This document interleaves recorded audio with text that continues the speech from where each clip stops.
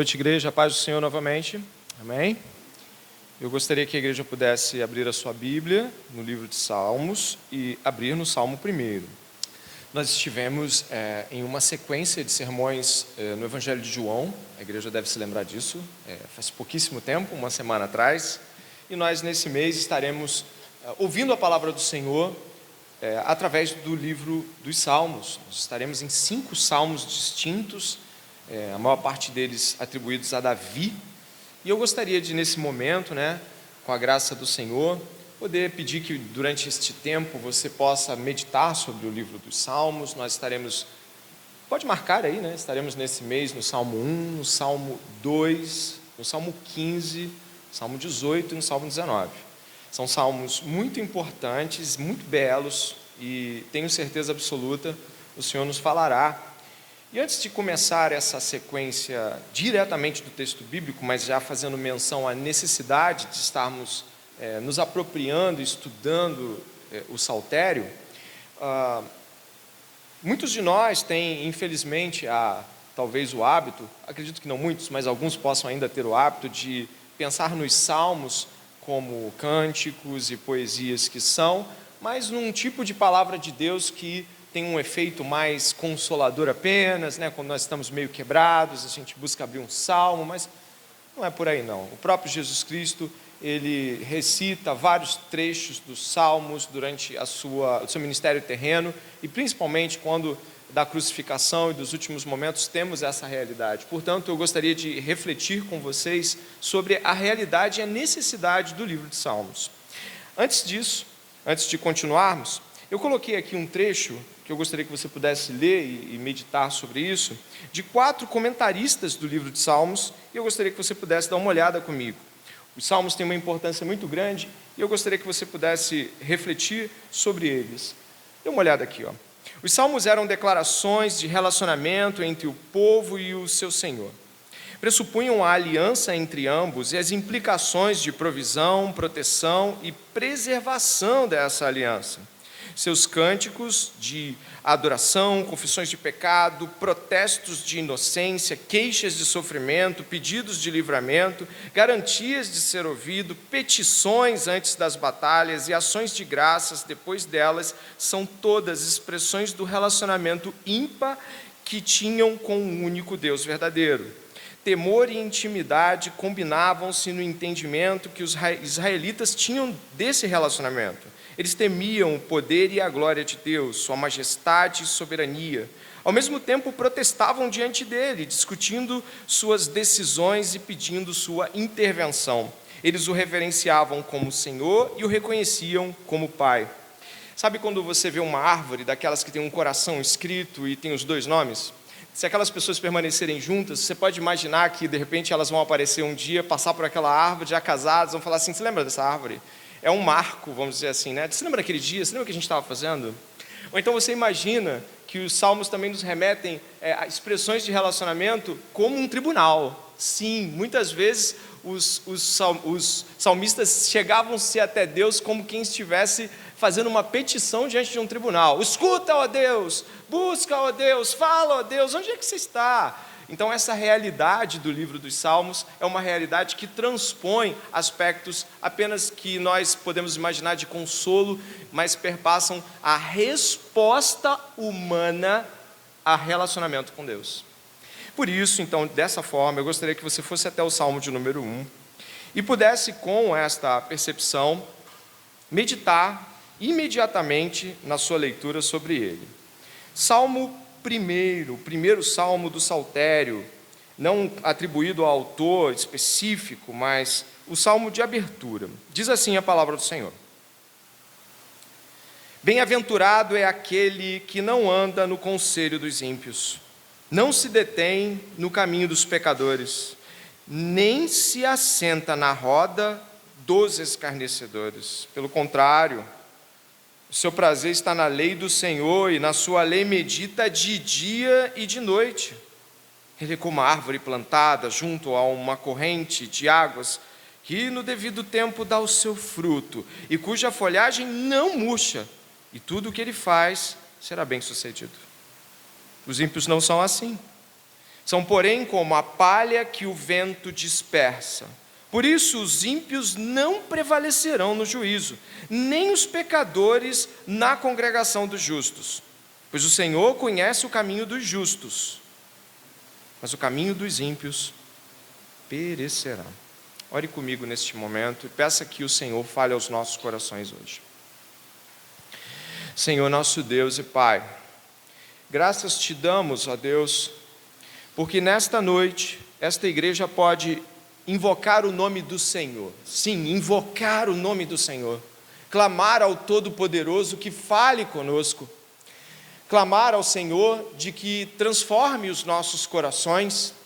Então, Deus, é impossível que para nós estejamos ouvindo a Tua palavra passivos, Deus, como se ela fosse apenas uma recitação de uma poesia.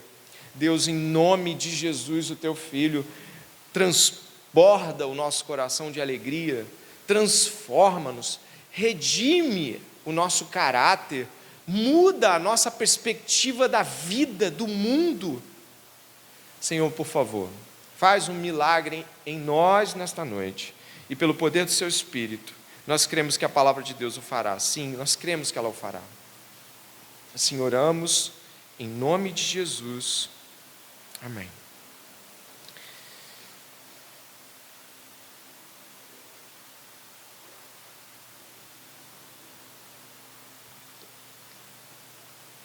A maneira como o livro dos Salmos abre é muito importante. Verdadeiramente, se você puder observar os 2 primeiros salmos, é só você olhar com calma. Os 2 primeiros salmos, eles são salmos que estruturam o pensamento do livro como um todo. O primeiro e o segundo salmo, eles formam 2 chaves para que você entenda o livro. O primeiro salmo, por favor, olha aí, esse que você leu, ele trabalha o contraste de todo o livro de Salmos entre justos e injustos, e também o livro de Provérbios trabalha esse contraste. No segundo salmo, esse que nós conhecemos tão bem como um salmo que evoca o Filho de Deus, ele é um salmo que coloca diante de nós a questão do poder régio, da autoridade régia, do Rei, Senhor e Deus. Esses 2 salmos, então, eles mostram de formas distintas tanto a autoridade de Deus como a resposta humana a essa autoridade. Por isso, esses 2 salmos, eles realmente são muito importantes para isso. O comentarista Bruce Waltke fala que o Salmo 1, em particular, ele é como um portão de um belo jardim dos 150 salmos que protege o saltério daqueles que venham a usar a adoração do saltério de modo inapropriado. Mas como assim? Sim, o saltério, o livro dos Salmos, eles são orações, petições, cânticos, poesia. Então, eles, de um modo imediato, eles evocam a adoração, eles evocam aspectos litúrgicos até. Os israelitas usavam os salmos em vários momentos de liturgia. Logo, eu gostaria que você pudesse perceber que o Salmo 1, ele tem uma espécie de guarda para que ninguém que vai adorar Yahvé, ninguém que vai adorar o único Deus verdadeiro, venha a adorar de modo impróprio. Mas como assim? Quando nós estamos falando de adoração, existem 2 perigos: de você ser rígido demais e de você ser flexível demais. Se você for rígido demais, a própria liturgia se torna um fim em si mesma. Basicamente, a gente adora a liturgia. Se você for flexível demais, você dá espaço para a humanidade de tal forma que nós cultuamos a Deus como nós achamos melhor, não é verdade? Só que o Salmo 1 não fez isso. O Salmo 1 fala de alguém que está fora do templo. Repare, por favor. Eu estou fazendo um panorama do Salmo 1. O Salmo 1 fala de alguém que está andando, vivendo. Ele está na rua, ele não está no templo. O Salmo 1, então, ele está dizendo de que a atitude de quem tem uma aliança com Deus, aqueles que amam a Deus, a atitude deve ser antes do culto. A atitude primaz é uma vida em Deus independente da vida do templo. Não independente no sentido de que um afasta o outro, mas quem é crente tem vida de crente fora da percepção religiosa. E é isso que o Salmo 1 faz, neste primeiro panorama que eu quero te trazer, é de que ele protege cada um dos adoradores dá a ideia de que eles são adoradores templocentristas. Eles são adoradores voltados a uma ideia de que eu adoro porque eu estou no templo, quando eu saio eu vivo minha vida.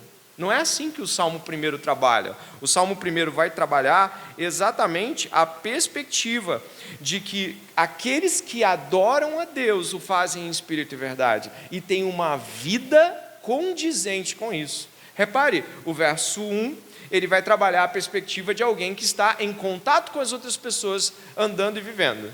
E esse contato vem de um aspecto de não aceitar o mal. Ele não aceita o mal. Claro que a gente vai entrar no verso, de verso a verso, mas ele não aceita o mal. Antes, ele retém o bem, ele ama a justiça.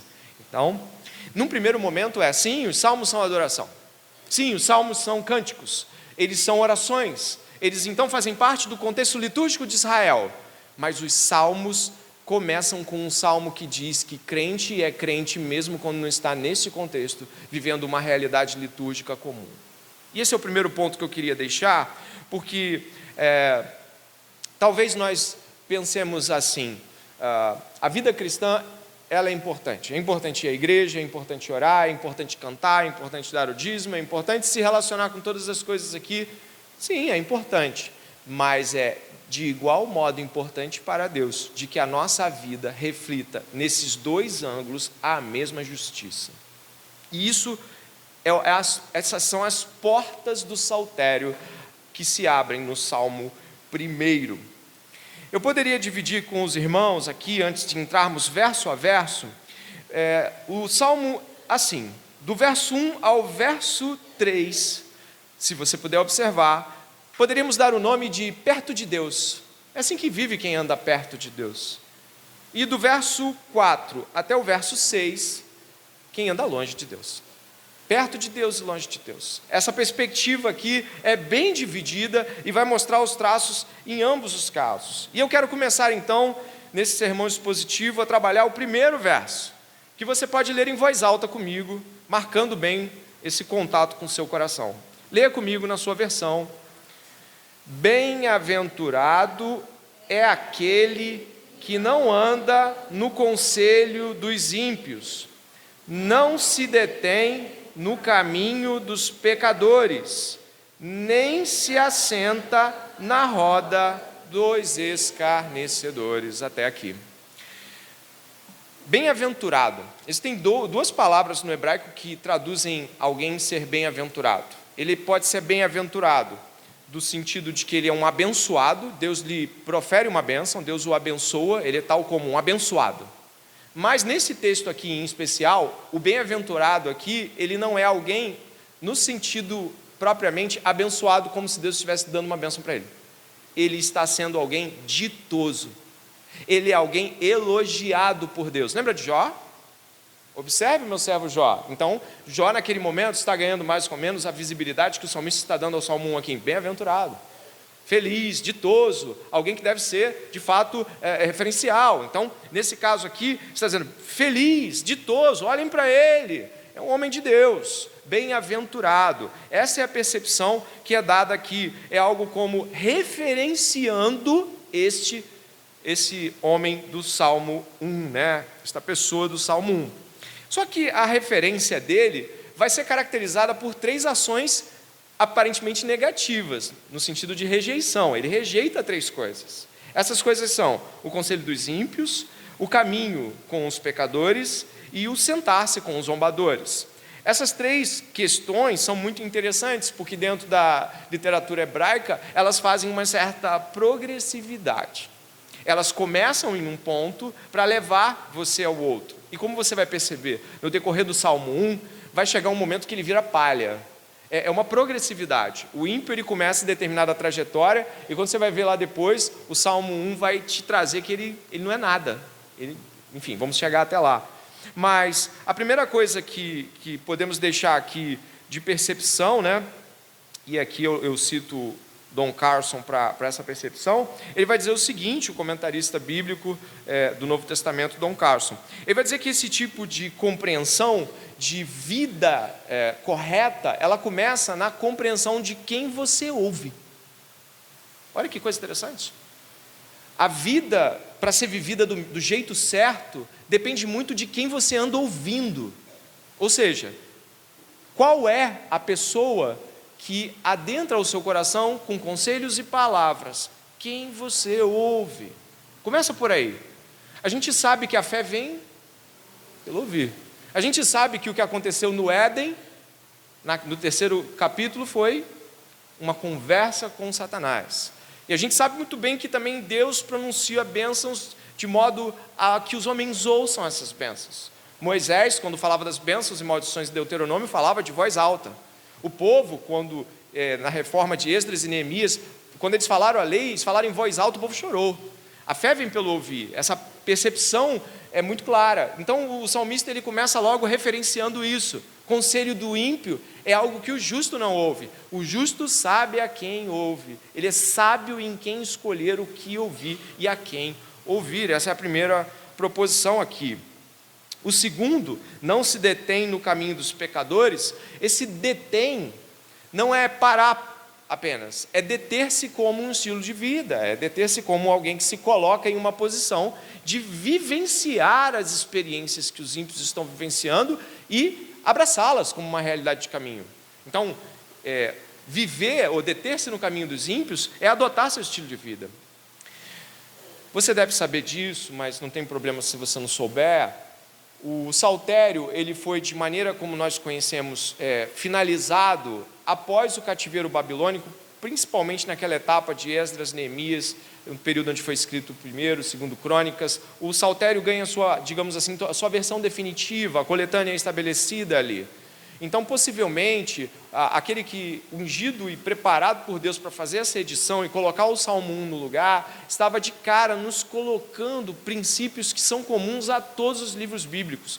Por exemplo, o livro de Provérbios. Ele abre falando repetidas vezes: ouve, filho meu, não é? O ensinamento do seu pai, a instrução da sua mãe. O livro de Provérbios inteiro vai caracterizar o sábio como aquele que ouve. Logo, entrar aqui o primeiro salmo como um salmo que trabalha com quem você ouve, e porque dependendo de quem você ouve, você está andando com Deus ou não, isso te influencia ou não, é muito importante. O terceiro ponto, não se assenta com a roda dos escarnecedores. Novamente citando aqui Don Carson, que vai falar sobre isso com maestria, ele vai dizer o seguinte: em primeiro lugar, é que você vai ouvir quem não deve. O segundo lugar é que você vai ouvir quem não deve e vai se comportar como quem não deve. Mas no terceiro lugar, diz aí o comentarista, você já está com os pés por cima do sofá, apontando e rindo dos crentes, dizendo assim: estão perdendo tempo, porque é uma progressividade. O abraçar disso é uma progressividade. E este justo, ele afasta-se disso, em progressividade também. Portanto, eu gostaria de aplicar aqui, logo de começo, que nós precisamos ser extremamente criteriosos do que estamos ouvindo, de quem estamos ouvindo e o que estamos ouvindo. No mundo antigo, teria que ser com pessoas. No nosso mundo, ligando a Netflix ou nossas mídias, os filmes e as músicas, nós temos vozes. Os livros são mais fartos do que na antiguidade. Nós temos vozes que chegam até nós. Nós temos pessoas que podem nos falar sem que a gente tenha que encontrar com elas no caminho. Nós devemos ser ainda mais criteriosos para perceber que, se o salmista está dizendo que somos influenciados pelos conselhos dos ímpios quando nos detemos neles, ainda hoje a palavra de Deus é válida para nós e deveríamos ser muito mais criteriosos em quem estamos ouvindo. Amém, igreja? Então isso começa para nós dessa forma. O livro de Provérbios, ele vai dizer que o que não ouve, ele tem 3 adjetivos aqui para quem não ouve. Você que leu Provérbios e estudou com a gente no início do ano deve lembrar. Tolo, quer dizer que ele não consegue, ele não tem capacidade de pesar o que vale e o que não vale, é um tolo. Ele é ingênuo, ou seja, ele não consegue perceber o mal, ele não consegue discernir, e ele é imprudente, que é o tipo de pessoa que age sem conselho, ou pelo menos sem um conselho certo.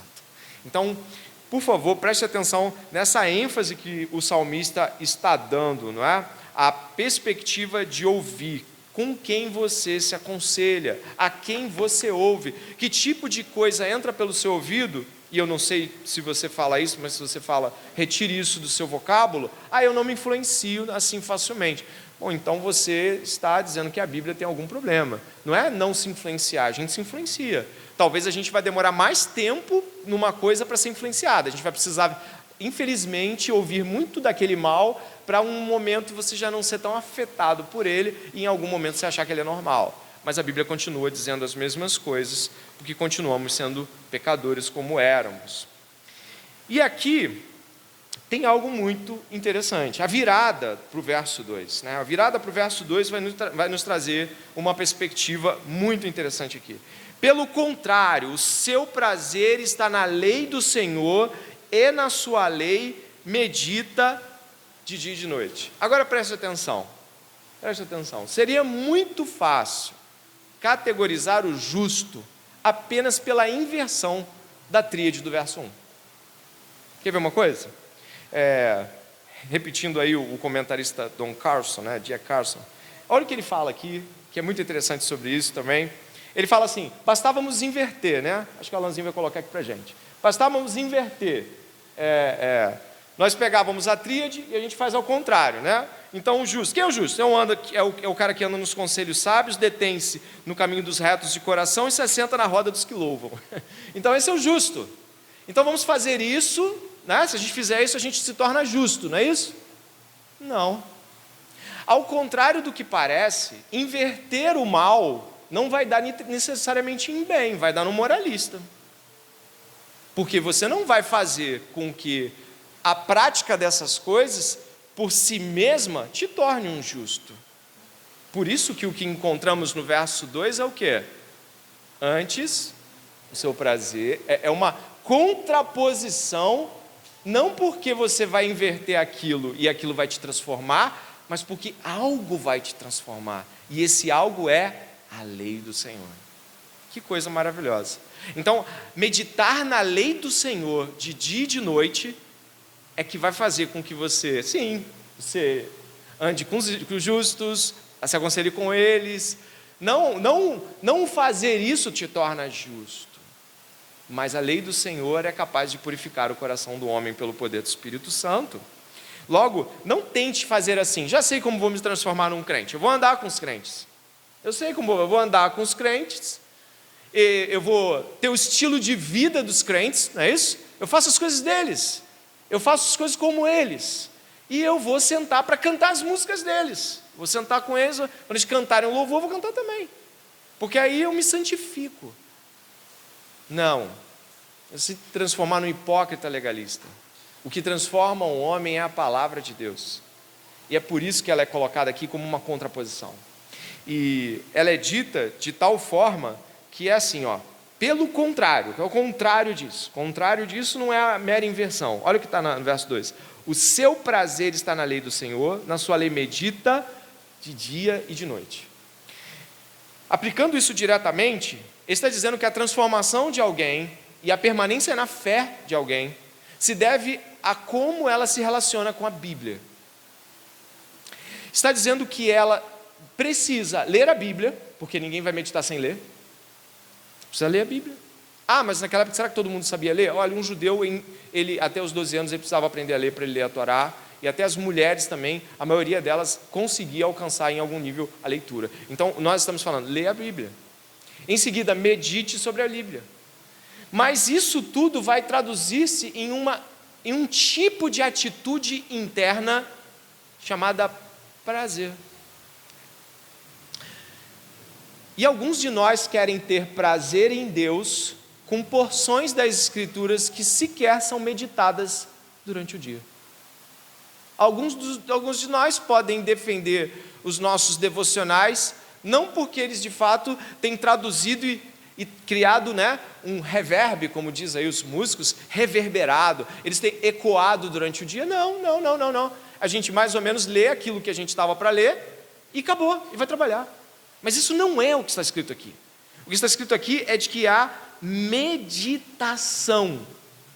E é claro, nós precisamos avaliar o que é isso. Na linguagem hebraica, A palavra meditação, ela traz sinônimos muito parecidos e implicações muito mais do que em uma reflexão silenciosa.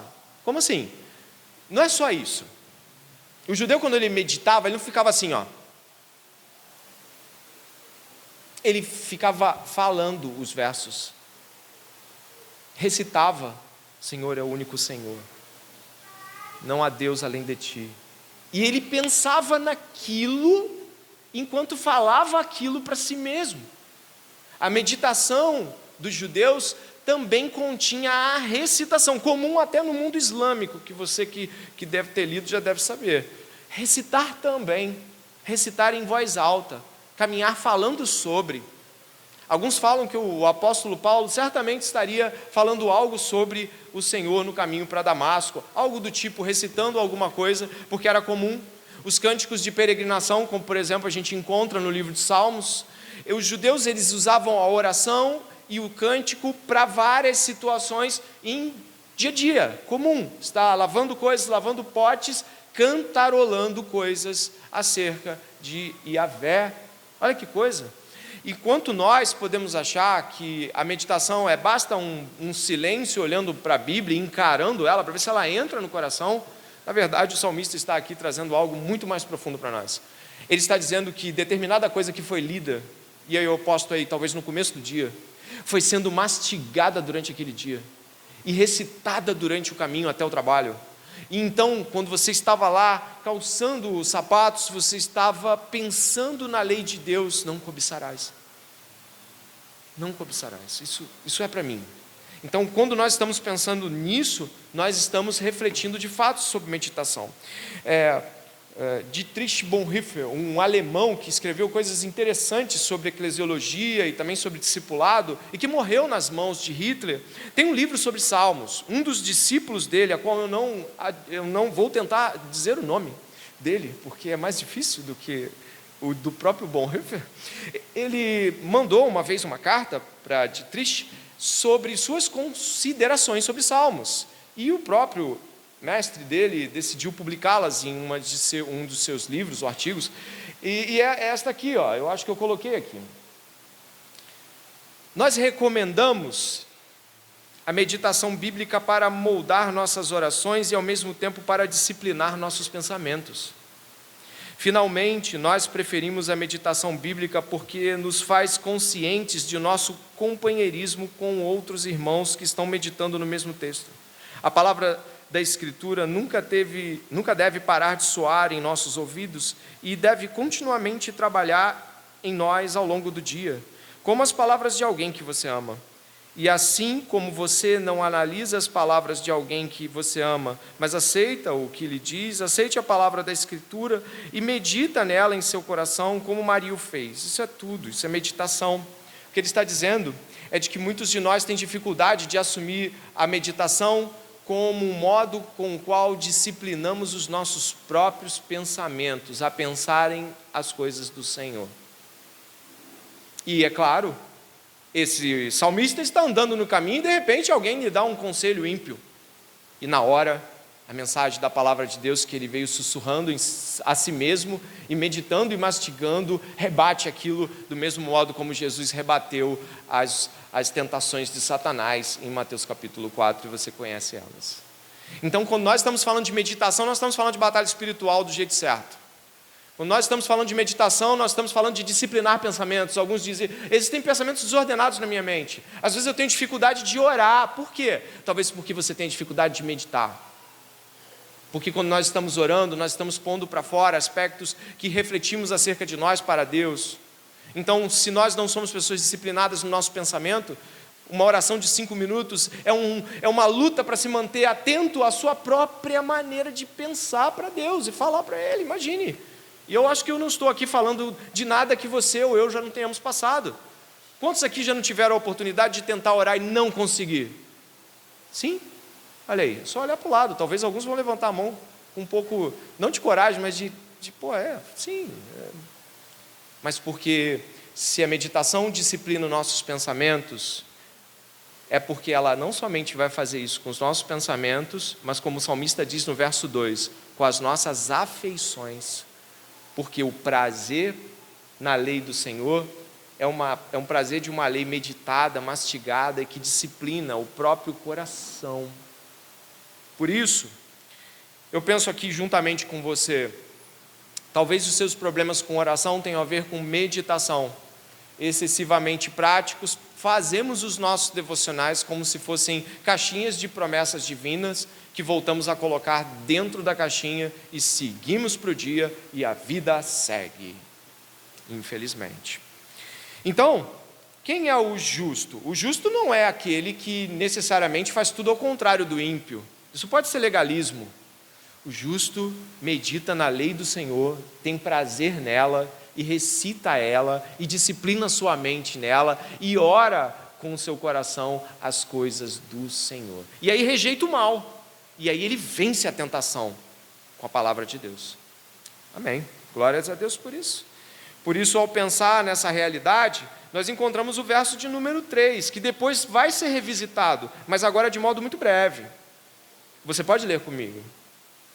Ele é como a árvore plantada junto a uma corrente de águas, que no devido tempo dá o seu fruto, e cuja folhagem não murcha, e tudo o que ele faz será bem sucedido. Esta figura, esta metáfora da árvore, é utilizada pelo salmista, e algumas coisas aqui são diferentes às vezes de como nós estamos pensando. A primeira coisa é o verso 3, vai dizer o seguinte: é como uma árvore plantada. A primeira ação que você tem aqui não é de se auto-semear e auto-conseguir aquilo, não. Deus planta essa árvore em águas que contrastam com o semiárido israelense. O povo de Israel vivia em um clima semiárido, ou seja, não é um deserto, mas muitas localidades careciam de água. E aqui o contraste é de que o próprio Deus planta esta pessoa em uma condição que não faz com que ela dependa das chuvas. Você sabe, chuvas são circunstanciais. Elas acontecem e não acontecem. Esta árvore não está dependendo de que circunstâncias reguem ela. O próprio Senhor planta ela em um rio ou em ribeiros de rios, de tal forma que ela está sempre recebendo água. É árvore plantada, não se autoplantou, e é uma árvore que não está circunstancialmente sendo abalada pelas ausências de chuva ou não, e por isso ela dá fruto. A sua aparência é vistosa. A questão da folhagem indica a aparência dessa árvore. O modo como ela se coloca é de que ela está viva. Ela está viva. As pessoas olham e falam: essa planta é viva, essa pessoa está viva. Ela está viva. E também ela dá fruto. E nós vamos olhar isso com mais calma já na segunda metade do sermão. Por isso, o contraste é muito grande com os ímpios, e é para esse contraste que nós vamos aplicar os nossos olhares agora. Dê uma olhada nos versos 4 a 6, por favor. Eu os lerei. Os ímpios não são assim, são, porém, como a palha que o vento dispersa. Por isso os ímpios não prevalecerão no juízo, nem os pecadores na congregação dos justos. Termine comigo. Pois o Senhor conhece o caminho dos justos, mas o caminho dos ímpios perecerá. Eu destaco aí a mesma palavra utilizada em João 3,16, perecer, tá? Mas o que está sendo dito aqui? De que há um contraste muito claro entre os filhos de Deus e os filhos do mundo. E vamos observar esses contrastes. Os ímpios, palavra que diz sem piedade, aqueles que não são piedosos, são ímpios. É isso que essa palavra significa. Não há piedade no seu coração. Estes são como a palha que o vento dispersa. Por favor, considere que o contraste entre árvore vistosa e com fruto e palha é enorme. A palha aqui, ela está ressecada. A palha aqui, ela não tem raiz e nem fruto. A palha aqui, ela não tem fixação em nada. E o vento, um mero vento, leva ela para longe. A inconstância dos ímpios, a transitoriedade do seu ser, completamente à mercê dos movimentos de um vento simples. E esse contraste, ele continua, porque vai falar do juízo, eles não prevalecerão no juízo. Isso indica que os justos, no dia em que estiverem sendo julgados, eles prevalecerão, ou seja, eles serão tidos como justos, mas os ímpios serão condenados. Eles, apesar de parecerem que estão levando a sua vida apenas para esse tempo, olhando só para esse momento, aqui o salmista aponta para frente e vai dizer o seguinte: tem um julgamento. Não é só sobre esse tempo, tem um julgamento. E nesse julgamento, os ímpios perecerão. Não vai ter para eles. Está dizendo aí que eles não permanecerão na congregação dos justos. Pecadores na congregação dos justos. Aqui, pecadores na congregação dos justos tem a ver com a perspectiva da iniquidade. Aquela coisa de você se parecer com um filho da aliança, mas na verdade viver como se você bem entendesse fazendo o que você quiser. Ou seja, de coração você não o é, apenas busca ter a aparência. E diz assim o verso 6: pois o Senhor conhece o caminho dos justos. Essa palavra, esse trecho também tem paralelos em outros salmos, que dizem: o Senhor observa os justos, os olhos do Senhor estão sobre os justos, mas o caminho dos ímpios perecerá. Ou seja, os ímpios estão longe do favor, do amor, da aliança e de tudo que Deus pode dar. Eles estão fora. Esse senso dramático de final, desse contraste, ele termina na eternidade. Você viu que ele começa numa conversa sobre conselhos.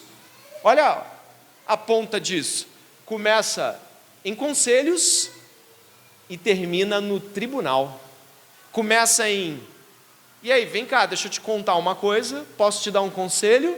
E começa ali, despretensiosamente, parece começar numa coisa tão simples quanto é se aconselhar, falar, ouvir, e termina no tribunal divino. E isso não é algo que nós conseguimos perceber senão pela palavra de Deus. Nós temos a insistente consideração de achar que as coisas são apenas o que estão diante dos nossos olhos. Mas o salmista está dizendo que dos conselhos você vai alcançar depois, no final dessa jornada, o juízo final. E esse juízo final vai depender muito dos conselhos que você recebeu. Vai depender da sua meditação. Vai depender do que você de fato considerou ser prazeroso ou não. John Piper, pastor batista, fala que esse verso 2 fala sobre prazer ou prazer. Repare o verso 2, por favor. Pelo contrário, o seu prazer. O pastor John Piper fala o seguinte: então é prazer. Preste atenção, é prazer. Ou é prazer no mundo, ou é prazer na lei de Deus. No fim das contas é prazer. As coisas estão se definindo aqui pelo prazer. O prazer de estar com Deus. O prazer de ouvir a palavra de Deus, meditar nela e se alimentar dela. O prazer de rejeitar o mal e aceitar o bem. Prazer. Mas o prazer dos ímpios é ouvir os conselhos ímpios. É andar no estilo de vida ímpio. É zombar dos santos. Não pense que se você hoje se afasta do caminho do Senhor, o teu estágio vai ser sempre de respeito. Eu sempre falo isso com todo mundo que se afasta ou está para se afastar, ou mesmo gente que se afastou, fala assim, vai começar dizendo: não, eu só quero ficar no meu canto. No final, tá tacando pedra, porque essa é a trajetória. A trajetória é: primeiro eu rejeito, segundo eu me oponho, terceiro eu ataco. E foi assim com Jesus e vai ser assim com todos que vivem nessa terra. Os contrastes vão sendo ampliados, e aí eu gostaria de citar e mencionar aqui, e você pode, claro, tanto olhar o que vai ser colocado aqui, quanto ir até o profeta Jeremias. É da sua escolha. Se você quiser marcar o Salmo 1, você pode marcar o Salmo 1 e ir comigo, caso você possa, a Jeremias capítulo 17. Jeremias capítulo 17, ele faz algo muito interessante com isso. Ele vai trabalhar aspectos como, por exemplo, olha o que vai dizer aqui. Eu vou ler do capítulo 17, do 5 ao 8, e você vai perceber a similaridade com o texto que nós estamos. Dê uma olhada, por favor, para ampliar os contrastes. Olha só, Jeremias 17, do 5 ao 8, verso 5. Assim diz o Senhor: maldito aquele que confia no ser humano. Em algumas versões, maldito o homem que confia no homem, que faz da carne mortal o seu braço e cujo coração se desvia do Senhor. pois ele será como um arbusto solitário no deserto, e não verá quando vier o bem. Pelo contrário, morará nos lugares secos do deserto e na terra salgada e inabitável. Continua o verso 7. Olha o verso 7. Bendito aquele que confia no Senhor e cuja esperança é o Senhor, porque ele é como uma árvore plantada junto às águas, que estende as suas raízes para o ribeiro e não receia quando vem o calor, porque as suas folhas permanecem verdes, e no ano da seca não se perturba, nem deixa de dar fruto. Que maravilhoso paralelo com o texto de Jeremias. Você percebeu? Mas percebeu a ampliação do contraste? Se não percebeu, a gente tem que perceber juntos. A ampliação do contraste entre ímpios e piedosos, entre justos e injustos, é de que, por exemplo, os justos conseguem perceber o bem quando ele vem, mas o ímpio não. É o que você encontra aqui do verso 5 ao verso 6, que vai dizer que ele não consegue ver a bondade quando vier. Olha o verso 6, e não verá quando vier o bem. O bem não é identificado pelo que vive no mundo dos homens. É colocado diante dele a bondade, e ele olha para a bondade como quem está olhando para o papel, para uma parede, uma pedra, ou pior, para algo ruim até. Logo, as definições se ampliam nesse paralelo em Jeremias. O ímpio, ele não é somente o camarada dos maus conselhos e da zombaria, ele é cego quanto ao bem. Ele não vê o bem. O bem é neutro ou inimigo dele, mas o bem ele não consegue enxergar como bem. Esse é o primeiro contraste ampliado no texto de Jeremias. O segundo, que está do verso 7 até o verso 8, é de que aquele que é plantado, a árvore plantada junto ao ribeiro de águas, do verso 1, que aqui aparece exatamente da mesma maneira, plantado junto às águas de um ribeiro, que as folhas permanecem verdes. A coisa se amplia, porque ela começa assim, verso 7, vê se você está aí com a Bíblia aberta, e você pode ler comigo o verso 7 de Jeremias 17. Olha só, vem em voz alta aí. Bendito aquele que confia no Senhor e cuja esperança... Simples, sabe por quê? Porque quando você ouve o ímpio falar, ele te oferece determinadas esperanças, e você precisa confiar no Senhor, naquelas que Ele te deu. O mundo te dá esperanças, e aí, aquele que confia no Senhor, rejeita as falsas esperanças, e fica com as verdadeiras. Se você avançar, vai perceber que a esperança, e cuja esperança é o Senhor, a própria pessoa de Deus é a sua esperança. E quando a gente fala da pessoa de Deus ser esperança, preste atenção, estamos falando de tudo que Deus é: amor, bondade, justiça, perfeição, consolo, abrigo, eternidade. A esperança é o Senhor. Ele permanece no Senhor porque é a única esperança verdadeira. Isso tem a ver com confiança. Repare que o verso final ali diz que quando vem o ano da seca, ele não se perturba, nem deixa de dar fruto. O que significa isso? De que vem tempos difíceis, vem vales, como costumam se chamar na cristandade evangélica. Os vales da vida aparecem. Os momentos difíceis aparecem, mas ele não se abala, porque ele medita na lei do Senhor de dia e de noite. Ele mastiga, recita, pensa e realmente está vivenciando uma relação com as esperanças que o Senhor deu a ele. E, portanto, ele não se abala. Não é porque as coisas estão fáceis, é porque ele tem esperança. E aí eu aponto para você e para mim nessa noite. Por que nos abalamos? Por que ainda ficamos assustados com o que vem pela frente?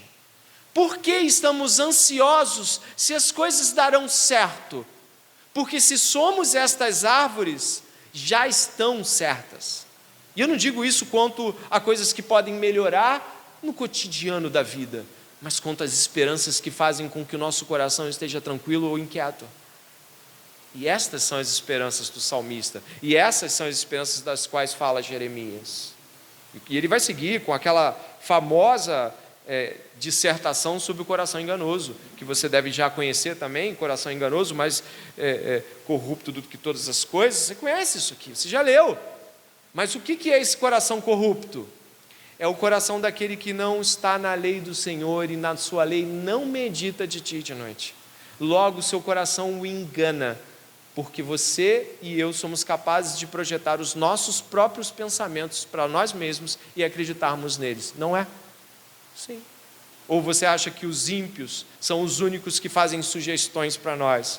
Nós também fazemos. Logo, se não disciplinarmos os nossos pensamentos, não vamos estar nas esperanças do Deus único e verdadeiro, não vamos conseguir vivenciar as realidades de folhas verdes e frutos. Amém? Estamos concluindo.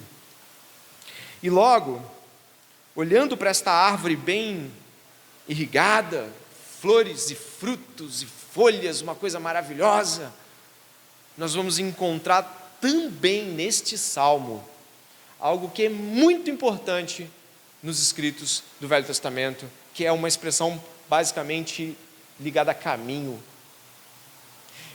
Voltando ao nosso salmo, e é claro, marcando no nosso coração o que lemos sobre Jeremias, mas olhando para o nosso salmo, você deve reparar que o verso 1 trabalha com andar. Você viu isso? Isso é muito comum em Provérbios. Mas isso também é muito comum em Jesus, em seus discursos. É muito comum. E para tal, nós precisamos olhar para esse andarilho, esse homem, esta mulher que está andando pela vida, e precisamos compreender de que também aqui está posto diante de nós 2 caminhos. Sim, 2 caminhos. Deuteronômio fala sobre bênção e maldição. Mas também Jesus fala sobre 2 caminhos. Depois vai falar de árvores e frutos também. E é para lá que nós vamos e terminaremos as nossas jornadas no Evangelho de Mateus, onde nós vamos encontrar Jesus falando aos nossos corações exatamente sobre assuntos como esse. Dê uma olhada, por favor, em Mateus capítulo 13.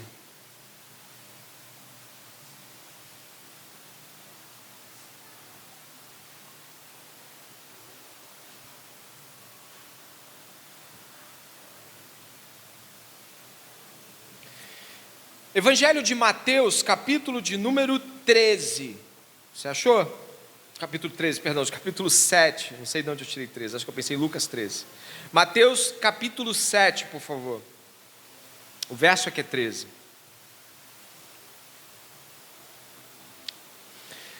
Mateus, capítulo 7, verso de número 13. Jesus começa a falar assim: entrem pela porta estreita. Você leu isso aí? Pela porta estreita. Porque larga é a porta e espaçoso o caminho que conduz para a perdição. E são muitos os que entram por ela. Estreita é a porta e apertado é o caminho que conduz para a vida. E são poucos os que a encontram. E diz um pouco mais à frente, falando dos falsos profetas e daqueles que os ouvem. Verso 15: cuidado com os falsos profetas, que se apresentam a vocês disfarçados de ovelhas, mas por dentro são lobos vorazes. Pelos seus frutos vocês os conhecerão. Por acaso se colhem uvas de espinheiros ou figos de ervas daninhas? Assim toda árvore boa produz frutos bons, porém a árvore má produz frutos maus. A árvore boa não pode produzir frutos maus, e a árvore má não pode produzir frutos bons. Toda árvore que não produz bom fruto é cortada e jogada no fogo. Assim, pois, pelos seus frutos vocês os conhecerão. Nem todo o que me diz Senhor, Senhor, entrará no reino dos céus, mas aquele que faz a vontade de meu Pai, que está nos céus. Muitos naquele dia vão me dizer: Senhor, Senhor, nós não profetizamos em seu nome, em seu nome não expulsamos demônios, em seu nome não fizemos muitos milagres? Então lhes direi claramente: eu nunca conheci vocês. Afastem-se de mim, vocês que praticam o mal. O texto continua, e se você puder olhar o verso 27 para terminar, desse mesmo capítulo, diz assim: sobre a casa construída sobre a areia ou sobre a rocha. E diz assim, verso 27, caiu a chuva, transbordaram os rios, sopraram os ventos e bateram com força contra aquela casa, ou seja, as adversidades da vida, e ela desabou, sendo grande a sua ruína. Sabe o que isso quer dizer? De que Jesus também continua a trajetória dos escritos do Velho Testamento ao dizer de que existe um caminho bem difícil que o Salmo 1 já nos apresenta como difícil, que é negar a impiedade e receber a palavra de Deus como verdade, alegria, como prazer. Este caminho é chamado de estreito, porque é mais difícil e poucos passam por ele. Esse caminho também é assinalado como um caminho de árvores frutíferas. Você é uma dessas árvores ou não, e dá frutos, e esses frutos, eles são observados por Deus como aqueles frutos com o qual nós no juízo final vamos estar dando conta ou não. Nossas ações, aquilo que sai de nós. Logo, quando eu e você nos deparamos com Salmo 1, nós também nos deparamos com dois caminhos: o caminho da impiedade e o caminho da justiça. O caminho daqueles que seguem a Cristo, porta estreita, difícil, dolorosa, negar o mal, afastar-se do mal e ter prazer na lei do Senhor, como Jesus tinha. Ou o caminho da impiedade, que parece muito fácil, de certa forma. É só deixar que as coisas sejam leves. Deixa a vida seguir o seu curso, que você vai por ele. Mas no final, é caminho que perece, é caminho de não prevalecer no julgamento, é caminho de não estar na congregação dos justos, e muitas coisas. E Jesus atribui aqui, é caminho de fogo, é caminho do inferno.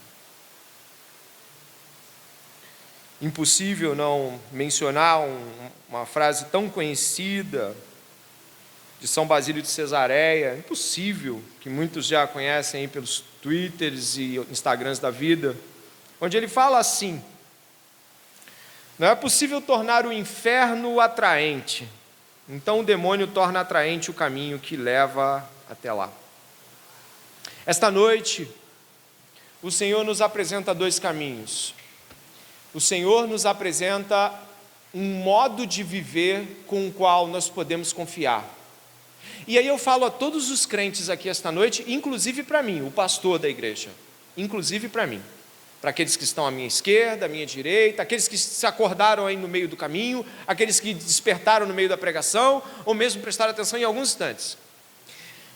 Se o Senhor nos deu hoje percepção para entender que não vamos andar em seus caminhos sem viver em sua palavra, imerso nela, totalmente preenchido nela, considerando a partir dela e tendo prazer nela, é preciso que os crentes que estão aqui, e a qual eu me incluo, reflitam se sua vida é uma vida diária, onde a palavra de Deus é considerada em cada momento. Ponto. Esse é um ponto. Se você não tem o Senhor, não tem Cristo, está sem Deus no mundo, o seu caminho é tal como o dos ímpios, uma palha que quando sopra um vento da vida já é levado para o outro lado. Sopra uma tribulação, já está reclamando como se a vida não prestasse. Sopra um problema, já é arrebatado e vai para um lado bem longe de tudo aquilo que você pensava. A transitoriedade, a instabilidade, a inconstância e aquele prazer apenas momentâneo com a necessidade de prazeres que se seguem a outros prazeres são a caminhada do ímpio. Mas não para aí não. Não para aí não.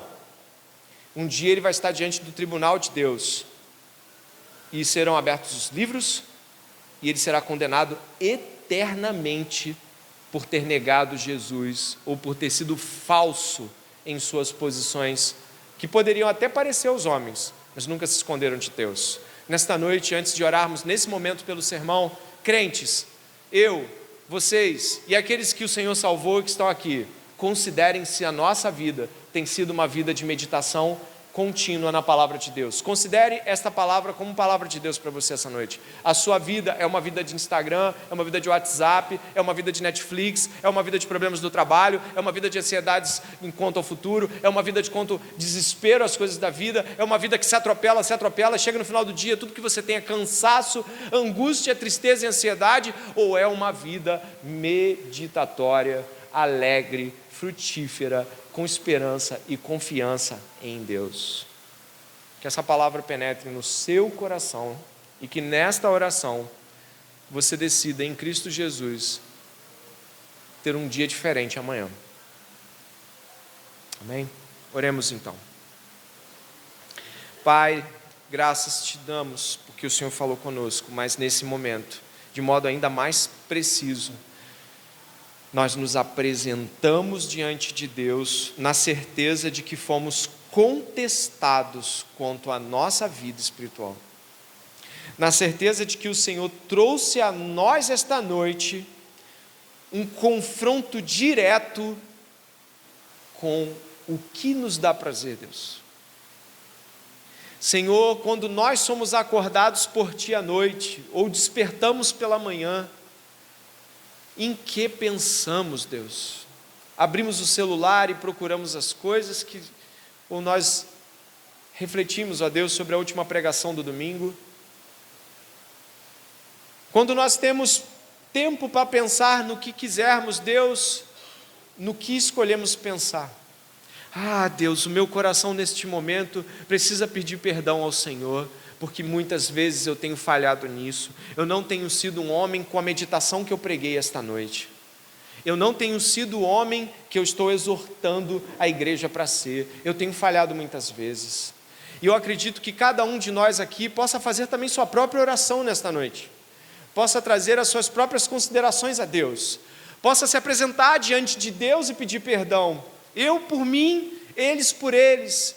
E intercedendo por eles também eu peço, Senhor, ouve este pedido de perdão, ouve esta pessoa que com lágrimas se apresenta diante de Deus, entendendo porque não está tendo prazer em Deus, entendendo porque perdeu o brilho, perdeu a alegria, perdeu aquele vicejo, aquele despertar, perdeu. Podemos ter perdido, Deus.